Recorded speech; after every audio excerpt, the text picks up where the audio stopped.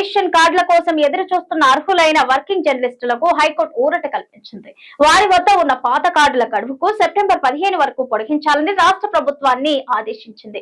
కొత్తగా అక్రిడేషన్ కోసం దరఖాస్తు చేసుకున్న వారితో పాటు గతంలో కార్డులు లేని వారి కోసం ప్రస్తుతానికి ఎలాంటి మధ్యంతర ఉత్తర్వులు ఇవ్వలేమని హైకోర్టు స్పష్టం చేసింది. తదుపరి విచారణలు సెప్టెంబర్ 15కు వాయిదా వేయనున్నట్లు ధర్మాసనం ప్రకటించింది. రాష్ట్రంలో కొత్త అక్రిడేషన్ కార్డుల కోసం ఎదురు చూస్తున్న అర్హులైన వర్కింగ్ జర్నలిస్టులకు హైకోర్టు ఊరట కల్పించింది. వారి వద్ద ఉన్న పాత కార్డుల గడువును సెప్టెంబర్ 15 వరకు పొడిగించాలని రాష్ట్ర ప్రభుత్వాన్ని ఆదేశించింది. కొత్తగా అక్రిడేషన్ కోసం దరఖాస్తు చేసుకున్న వారితో పాటు గతంలో కార్డులు లేని వారి కోసం ప్రస్తుతానికి ఎలాంటి మధ్యంతర ఉత్తర్వులు ఇవ్వలేమని హైకోర్టు స్పష్టం చేసింది.